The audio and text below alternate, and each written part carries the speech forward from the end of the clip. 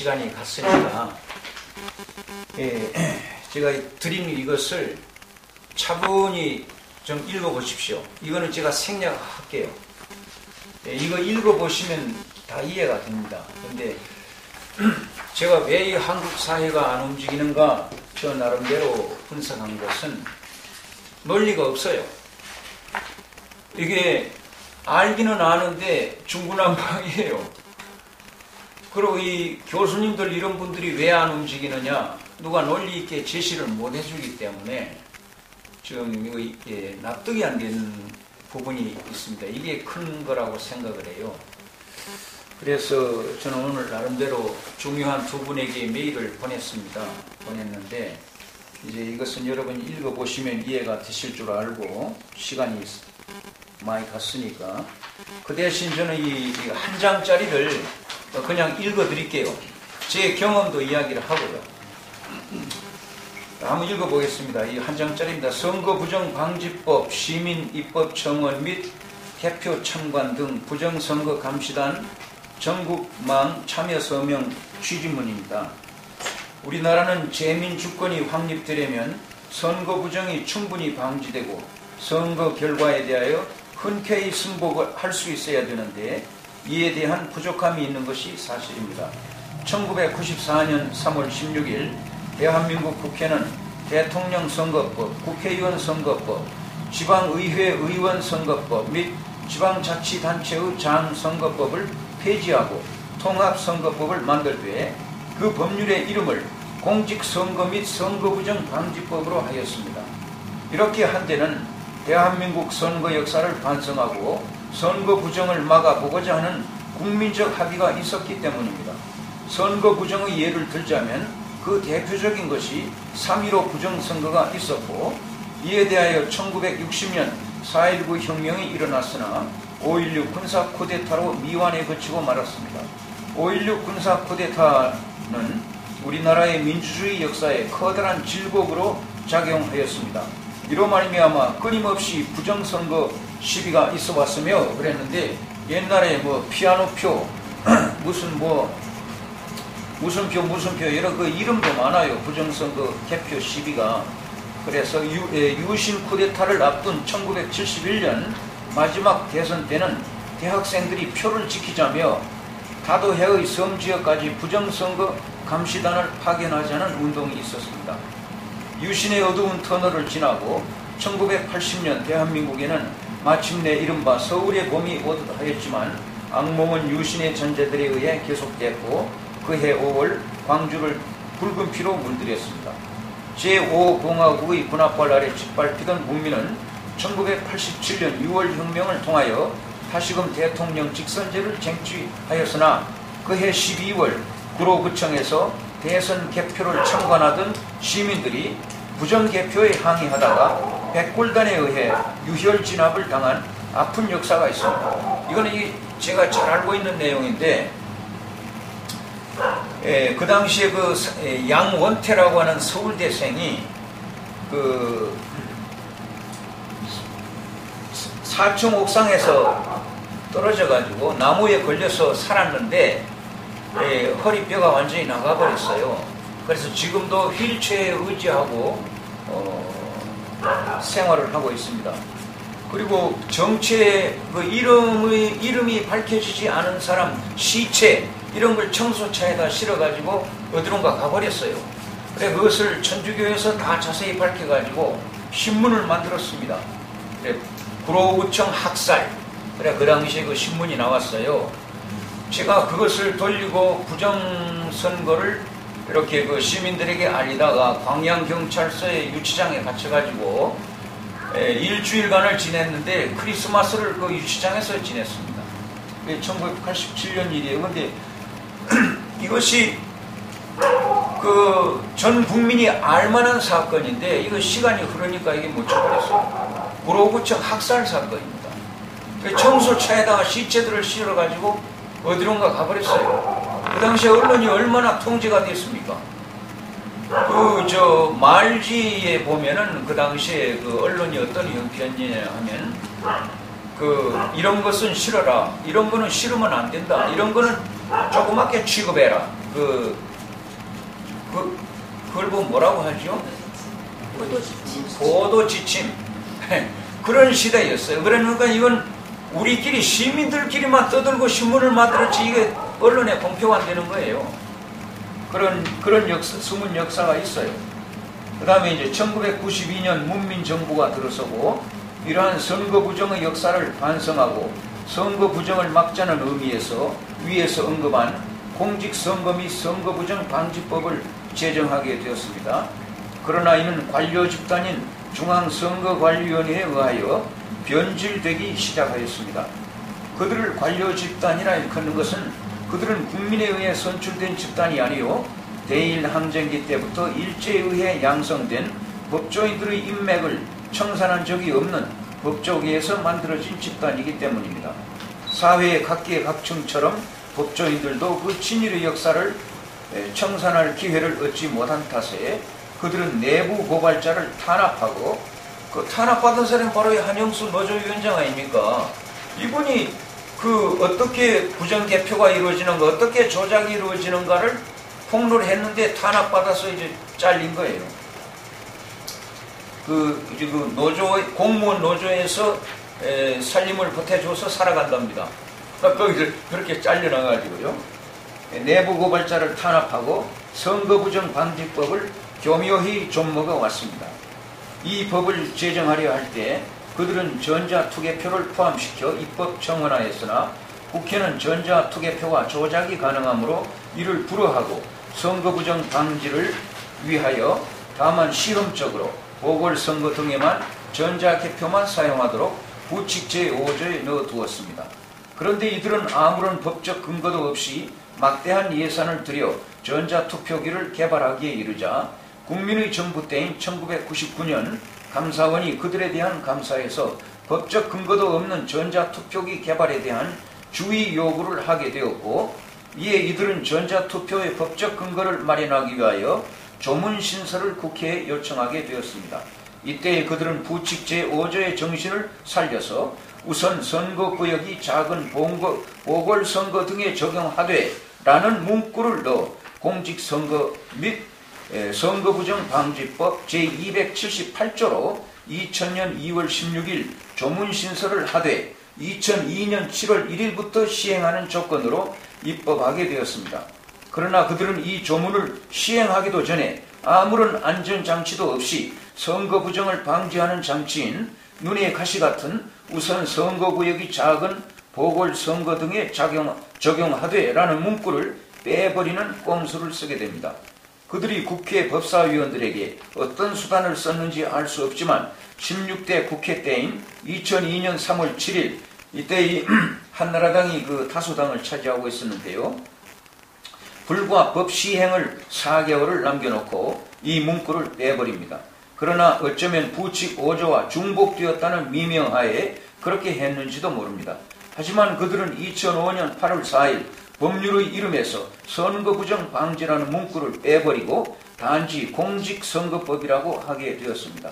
그러나 그들이 부칙 5조를 지키는 한 문제될 것이 없습니다. 그런데 2008년 10월 6일 그들에 대한 국회 행정안전위원회의 국정감사에서 전자개표기의 근거는 부칙 5조임을 주지시켰으나 그들이 부칙 5조가 소멸되었다고 하면서 지키지 않는 것이 문제입니다. 그래서 이번 18대 대선에서 중앙선거관리위원회는 이명박 정권과 결탁하여 정체불명의 전자개표 프로그램을 가지고 대대적인 개표 부정을 저지르게 된 것입니다. 그래서 대권은 투표에서 나온 것이 아니라 개표 조작에서 나오게 되었습니다. 그러면서 그들은 재검표를 거부하고 있습니다.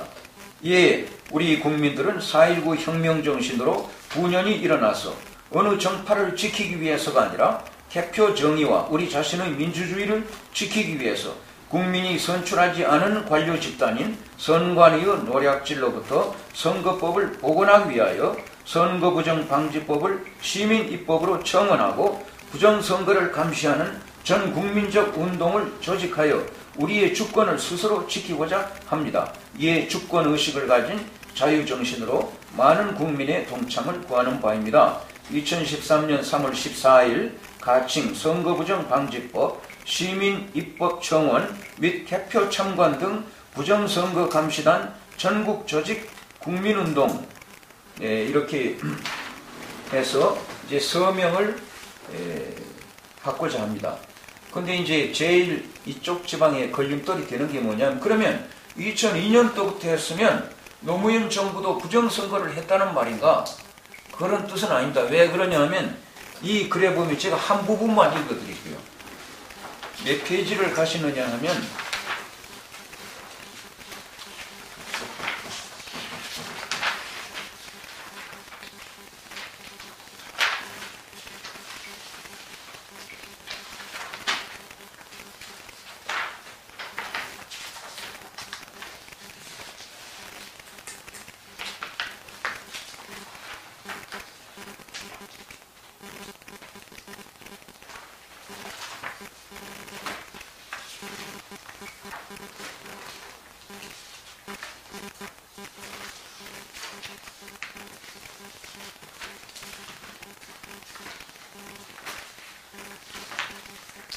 제가 얼른 못 찾으니까 그냥 말로 할게요.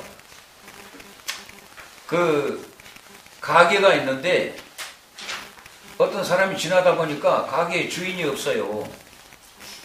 그러면 가게에 주인이 없다고 해서 아무나 도둑질을 합니까? 그건 아니잖아요. 도둑 전과가 있는 사람이라야 도둑질을 하고 싶은 충동이 일어나는 거예요. 가게 주인이 없으면. 그러니까 부정개 이 투표기가 왜 위험하냐? 조작이 가능하니까 위험하다는 말이에요. 다행히 이 책임자가 이 정직하게 하면 부정이 일어나지 않습니다. 그런데 이제 지금 누가 이걸 관리했죠? 이명박 정부가 이걸 관리했지 않습니까? 그래서 이명박 정권과 결탁을 한 선관위가 이제 이걸 저지른 거예요. 그 증거가 뭔가? 홈표가 나오는 거죠. 홈표는 전산 프로그램을 조작하지 아니하고는 발생할 수 없습니다. 과학적으로. 이거는 정직한 기계예요.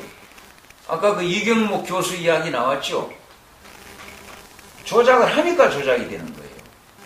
자, 그럼 4표마다 한 표씩 조작해라. 이렇게 명령어를 집어넣으면 분명히 1번 후보도 5표, 2번 후보도 5표인데 개표해본 결과 4표, 6표가 나오는 거예요. 그건 명령어를 그리 집어넣었기 때문에 나오는 거예요. 이건 너무나 쉽게 조작이 되니까 필리핀 대법원에서 이거는 민주제도 자체를 뒤엎어버리는 거니까 사용할 수 없다. 판결을 했단 말입니다. 필리핀에서는. 근데 우리는 필리핀보다도 더 나은 이 나라라 하면서 이 민주주의는 더 후퇴되어 있어요. 그래서 이거는 분명한, 제가 만약 저에게 시간이 주어졌으면 이걸 논리적으로 분명히 누가 들어도 설득력 있게 제가 한번 하려고 그랬는데 다음 기회로 미루고요. 그래서 저희 허튼 소리로 한 게 아니고 이거는 틀림없는 경문입니다. 그래서 여기에 따라서 오늘 좀 서명을 받고자 합니다. 우리 몇 사람 안 되지만은 그리고 이제 제가 하고 싶은 얘기는 이겁니다. 지금 목사님도 말씀하셨습니다. 앞으로 어떻게 할 거냐? 그 동력이 떨어지면 무슨 일을 할 수가 없습니다. 근데요, 우리 그 하나님을 전능하신 분으로 믿는 그 목사들 많이 할 수 있는 일입니다. 이 일이. 우리는 이제 믿음으로 하니까요. 그래서 저는 다음 주에는 저희 교회에서 한번 하려고 그럽니다. 오늘 이제 강의는 좀 이렇게 됐지만 좀 더 준비를 우리가 잘 해가지고요. 어떤 순서로 강의를 해야 되냐 이런 것도 생각을 해보고 설득력이 있어야 되고 이 지식인들이 안 움직이는 이유가 뭔가 있는 것 같은데 누가 논리적으로 제시해주는 사람이 없어요. 그래서 제가 두 분에게 오늘 메일을 보냈습니다. 이만열 교수님하고 또 한 번은 그 김영태 변호사, 그분에게 제가 이 메일 제가 작성한 2가지 서류를 보내면서 이거 읽어보시고 그 춘몽님이 그 근거 없이 저렇게 하는 게 아니고 근거가 있다고 판단되시면 도와주십시오. 이렇게 메일을 보냈어요. 이걸 첨부해가지고 여러분들이 집에 가 읽어보시면 아 이렇게 하면 되겠구나, 그 납득이 가실 것 같습니다. 한번 보시고요. 동력에 대해서 지금 제가 말씀드리고 있는데 그 사람이 적게 모이고 사람들이 호응하지 않는다 싶으면 금방 낙심해버리고 다 동력 잃어버립니다. 이제 우리의 동력은 뭔가? 믿음이에요. 이런 말씀 있죠. 세상을 이기는 자가 누구뇨? 믿는 자가 아니면 누가 세상을 이기느뇨? 우리의 이김은 이것이니 믿음이니라, 그런 말씀이 있어요. 저는 하나님이 배후에 계시다고 믿고 저는 이것을 반드시 전 국민에게 알리고, 그리고 이 입법청은 그리고 전 국민을 그 선거 감시단으로 조직을 해서 다음에는 절대 선거 부정에 우리가 속지 않고 민주주의를 지킬 수 있는 이런 것을 우리 목사들이 만들어내야 되겠다, 이런 그 각오를 제가 하게 됩니다. 네, 오늘은 몇 분 안 되지만 일단 서명을 받고요. 이 모임에는 제가 이걸 작성하느라고 시간이 너무 많이 걸려버렸어요. 근데 중요한 것은 홍보입니다. 어떻게 해서 많은 사람들에게 이것을 보내면서 이게 분명히 있다 하는 것을 납득을 시키고 어떻게 사람들을 홍보를 하고 모이게 하느냐, 그게 중요하다고 생각해요. 그래서 다시 다음 주 일주일 후에 저희 교회 크기가 한 이만합니다. 이만한데요. 뭐 창소는 충분할 것 같아요. 그래서 하여간 광양 사람들을 제가 한번 동원을 해가지고 다음 일주일 후에 목요일 그때 한번 하기로 원합니다. 그때 좀 오십시오. 두 분 좀 오시고. 하여간 우리의 동력은 믿음이지 이 사회 그냥 일반인하고는 다르니까 그렇게 아시고 여러분도 또 기도로 도와주시면 고맙겠습니다. 그럼 일단 좀 서명을 받도록 하겠습니다.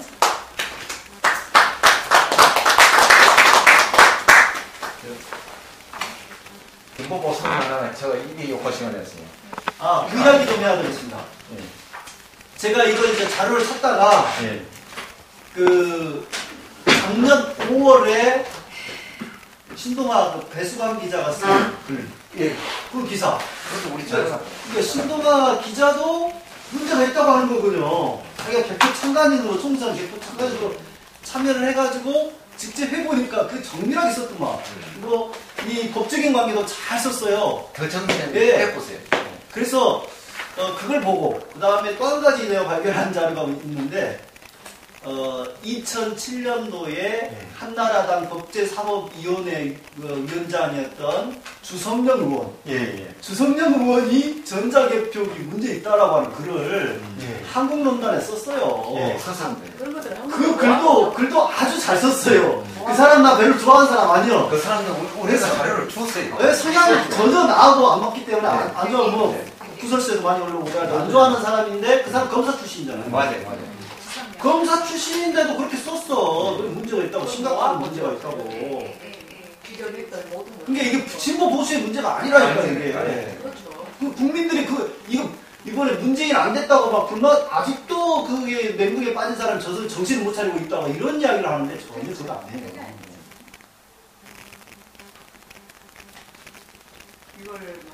제가 이 김보보 쓰고 없다고 이래가지고 양쪽으로부터 공격을 받아가지고 다 그걸 받았거든요.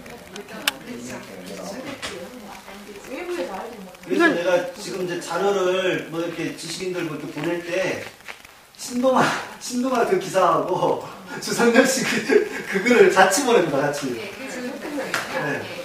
왜냐하면 이쪽에서 나오는 엉뚱한 이야기라고 해서 생각할 수 있으니까. 접근 방법도 중요하죠.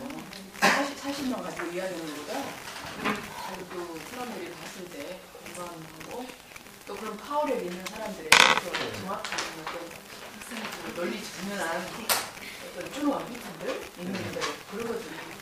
그러니까 신동아 배수관 기자는 18대 대선 때 그게 사용됐는데 그게 뭐했냐 이거 왜 조용히 있냐 이거 그때는 글 써놓고 우리 그잖아요. 아니 이미 현실은 적고 이미 판세는 바뀌었는데 어이없는 싸울 의지가 없는 걸로 봐요. 정확하게 봐야 되고. 가만 있어. 저기 한 대표님, 카페를 재구성하는 한 대표님, 이건 18대 대선 전에 보수계 쪽에서 막 이게 뭐 기자개표 쓰지 말라고 막 하지 않았나요? 근데 제가 보수 쪽에서 이제 저를 제일 많이 한다고 또 불러가지고 강의를 하고 같이 가가지고 그 시험장 앞에 사대를 같이 하고 마이크 잡고 하고 같이 했어요. 순간 딱 끊고 나니까 다 들어갔어요. 그래가지고 얼마 있다가 있으니까 전화가 왔어요. 우리도 보고 있다.